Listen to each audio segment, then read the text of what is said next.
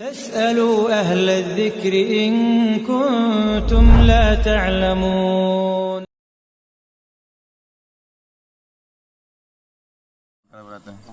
Gimana kabarnya Bang? Alhamdulillah, Ustaz. Antum gimana, Ustaz? Alhamdulillah baik, alhamdulillah.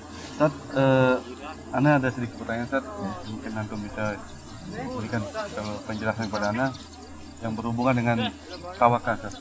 Artinya ada tawakal dan ada ikhtiar, Ustaz.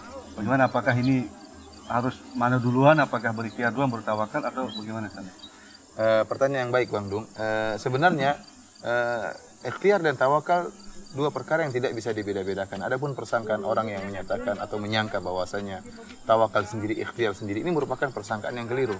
Karena sebenarnya ikhtiar atau dalam bahasa kita usaha, ya, kita bahasakan dengan ikhtiar, usaha itu merupakan bagian dari tawakal. Jadi tawakal itu terdiri atas dua rukun. Yang pertama adalah berdoa, menyerahkan urusan kepada Allah dengan berdoa kepada Allah. Yang kedua usaha. Tidak dikatakan tawakal kecuali menggabungkan dua perkara ini. Jadi jangan dibayangkan bahwasanya tawakal sendiri, ikhtiar sendiri. Ini cara menggambarkan yang keliru. Tawakal dan ikhtiar ikhtiar dan menyerahkan urusan kepada Allah, berdoa kepada Allah. Inilah dua rukun, inilah merupakan bagian daripada tawakal. Oleh karenanya kita lihat Nabi SAW tidak pernah memisahkan antara berusaha dan berdoa. Contohnya seperti hadis Nabi SAW, ihris ala ma yanfa'uk wasta'in billah. Kata Nabi SAW, semangatlah engkau dalam meraih apa yang bermanfaat bagi engkau, baik urusan dunia maupun urusan agama. Bersemangat, kata Nabi. Kemudian kata Nabi SAW, wasta'in billah, dan mintalah pertolongan dari Allah Subhanahu Wa Taala. Di sini Rasulullah SAW menggunakan kalimat waw. Waw dalam bahasa Arab artinya dan, artinya tergabungkan antara usaha dan berdoa, isti'anah kepada Allah dan usaha. Contohnya juga tatkala ada seorang sahabat menemui Nabi SAW. Kemudian sahabat tersebut ya meletakkan ontanya di luar masjid. Kemudian dia mengatakan, ya Rasulullah, utlikuha wa atawakkal ala Allah. Ya Rasulullah, aku lepaskan onta ini kemudian aku bertawakal kepada Allah. Kata Rasulullah SAW, la, salah, bukan demikian. Iqilha wa tawakkal ala Allah. Ikat ontamu dan bertawakal kepada Allah Subhanahu Wa Taala. Ini menunjukkan bahwasanya tawakal itu terbangun di atas dua perkara yang tidak mungkin terpisahkan, yaitu antara ikhtiar berusaha dan berdoa dan beristi'anah minta tolong kepada Allah Subhanahu Wa Taala. Kapan salah satu dari dua rukun ini tidak terpenuhi, maka itu bukan tawakal yang benar, tapi tawakal yang keliru.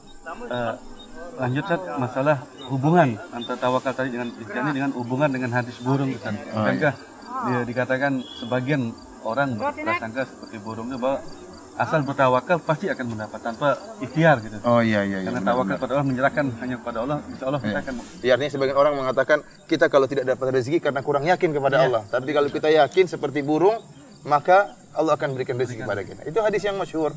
Rasulullah SAW pernah bersabda, "Lau annakum tatawakkaluna 'ala Allahi haqqa tawakkulih, la razaqakum kama yarzuqut tayr, taqdu khimasan wa taruhu bitana." Kata Nabi SAW, seandainya kalian bertawakal, ya, bertawakal kepada Allah sebagaimana tawakalnya burung, maka Allah akan berikan rezeki kepada kalian sebagaimana Allah berikan rezeki kepada burung. Burung pergi di pagi hari dalam keadaan perut kosong, kemudian pulang dalam keadaan perut kenyang.